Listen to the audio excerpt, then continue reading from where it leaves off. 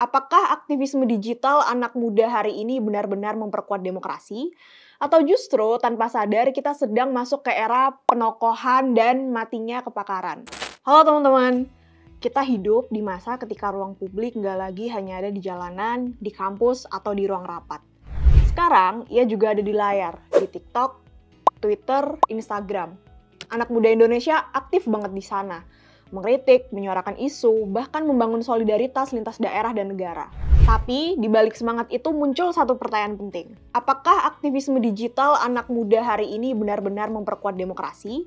Atau justru tanpa sadar kita sedang masuk ke era penokohan dan matinya kepakaran?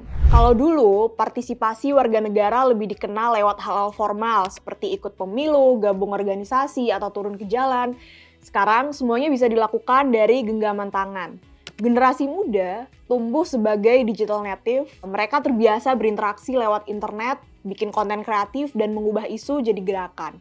Mulai dari kampanye seperti hashtag Reset Indonesia atau hashtag peringatan darurat, petisi online, sampai konten edukatif soal lingkungan, gender, demokrasi, semua itu bagian dari praktik digital citizenship.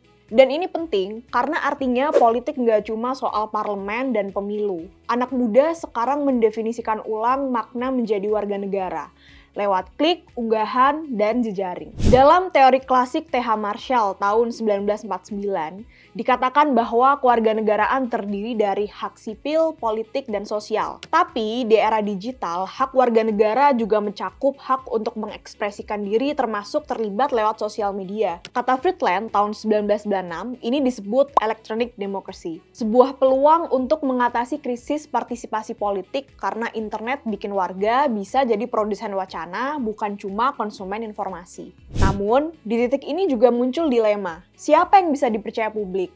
Apakah mereka yang punya kepakaran? Atau mereka yang punya jutaan followers? Sekarang kita masuk ke salah satu tantangan penting dalam aktivisme digital.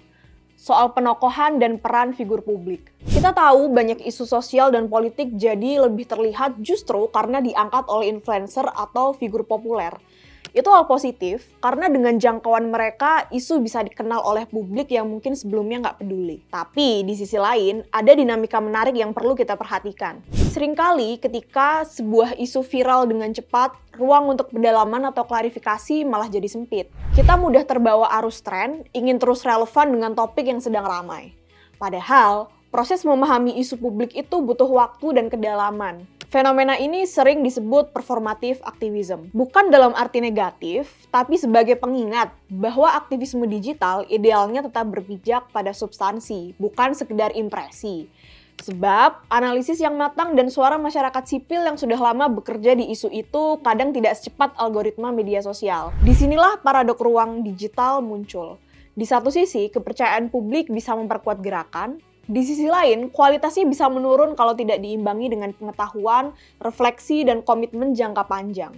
Tom Nichols dalam bukunya The Death of Expertise tahun 2017 menyebutkan fenomena matinya kepakaran, ketika semua orang merasa pendapatnya setara dengan pengetahuan berbasis riset. Masalahnya, dalam aktivisme digital, hal ini sering muncul. Opini personal kadang dianggap sama berharganya dengan hasil riset atau data empiris. Padahal, kalau advokasi kehilangan pijakan pengetahuan, maka gerakan jadi gampang dipatahkan oleh disinformasi atau narasi tandingan. Lebih parah lagi, kekhawatiran akan penokohan di mana ketika publik mengidolakan satu figur tanpa peduli benar salahnya argumen. Fokus publik bergeser dari isu ke orang. Dan ketika itu terjadi, ruang digital jadi dangkal, penuh bias konfirmasi, dan syarat emosi. Ini bahaya karena demokrasi butuh debat yang berbasis argumen, bukan karisma.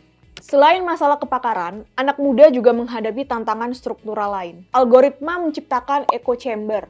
Kita hanya melihat pandangan yang sejalan dengan kita. Belum lagi hoax, disinformasi, hingga represi digital lewat pasal karet UU ITE. Semuanya membatasi ruang aman untuk bersuara. Belum lagi kesenjangan akses internet dan literasi digital. Akibatnya, partisipasi digital tidak merata dan justru bisa memperlebar ketimpangan. Jadi, apa yang bisa kita lakukan? Pertama, jaga etika dan literasi kritis di ruang digital. Kedua, influencer dan aktivis harus saling melengkapi. Yang satu membuka kesadaran publik, yang lain memperdalam substansi dan advokasi. Dan tentu saja, negara punya peran penting. Merevisi pasal bermasalah di Undang-Undang ITE, memperluas akses internet, dan memastikan ruang digital tetap aman untuk berekspresi. Aktivisme digital seharusnya bukan sekedar soal viralitas, tetapi tentang bagaimana kita menggunakan ruang digital untuk memperdalam demokrasi, bukan menenggelamkannya dalam kebisingan. Terima kasih sudah menonton. Kalau kamu juga percaya bahwa demokrasi harus terus dijaga, baik di jalan maupun di dunia maya, mari kita mulai dengan satu hal sederhana. Berpikir kritis sebelum klik share. Karena perubahan besar sering dimulai dari satu langkah kecil, satu suara, satu unggahan, satu keberanian. Sekarang, giliranmu bersuara.